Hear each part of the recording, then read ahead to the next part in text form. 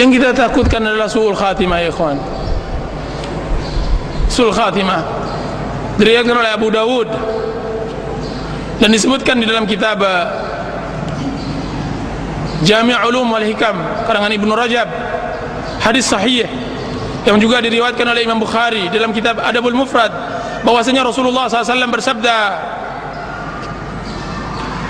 "Inna ahadakum la ya'malu bi amali ahli jannah hatta la yakunu bainahu wa bainal jannati illa dhira' fayasbiqu alaihi alkitab fayamalu bi amali ahli an-nar fayadkhuluha."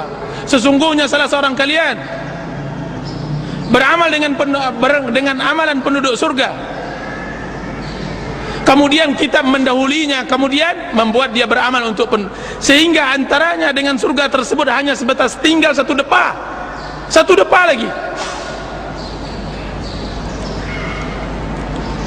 sampai kitab menentukan lain kepadanya, kemudian dia beramal dengan penduduk neraka, kemudian dia masuk neraka tersebut. Wa inna ahadakum la ya'malu bi amali ahli an-nar hatta la yakunu bainahu wa bainal an-nari illa dhira'. Sungguhnya salah seorang kalian beramal dengan amalan penduduk neraka sampai antaranya dengan neraka tersebut hanya tinggal satu depa, satu jengkal masuk neraka.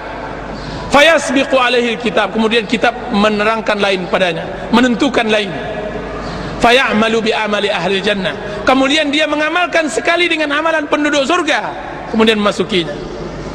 Disebutkan tambahan riwayat tersebut oleh Imam Bukhari dalam kitab Adabul Mufrad, beliau mengatakan, fima yabdu linnas, kiranya orang yang pertama yang beramal dengan amalan surga dan akhirnya masuk neraka itu adalah orang yang beramal tapi tidak dalam hati, hanya untuk nampak oleh manusia, tidak pernah sepenuh hatinya. Salatnya hanya ketika dilihat oleh orang, tidak pernah khusyuk, tidak pernah hadir. Kajiannya hanya sungkan, hanya karena hendak bertemu dengan kawan-kawan, kan, tapi tidak hanya untuk menyempit-nyempitkan bumi saja, hanya memperbanyak bilangan, akan tapi tidak menambah kualitas. Ini orang yang beramal seperti ini tidak baik, dia adalah sampah bumi, dan ini berbahaya. Ikhwan, kita beragama Islam harus dari hati, datang ke sini harus dengan hati. Jika seandainya hati ini tidak baik, maka tidak baiklah. Inna fil jasadi mudghah, sesungguhnya di dalam jasad itu adalah satu gumpalan. Idza saluhat saluhal jasadu kullu, jika seandainya dia baik, baik pula semuanya. Jadi kalau seandainya tidak mau mendapatkan su'ul khatimah, maka hendaklah beramal ikhlas kepada Allah.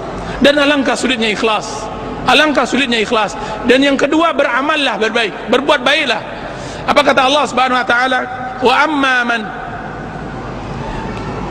saddaqa wa amma man bakhila wastaghna wa kadzdzaba bil husna fasanuyassiruhu lil usra.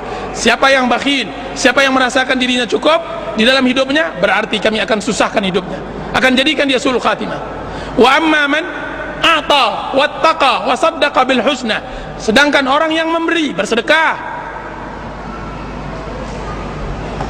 dan bertakwa dan mempercayai hari akhirat, kami akan mudahkan untuknya kebaikan. Berarti kita beramal hari ini, hadir di majlis ta'lim hari ini untuk mendapatkan husnul khatimah, agar dimudahkan oleh Allah Subhanahu wa taala.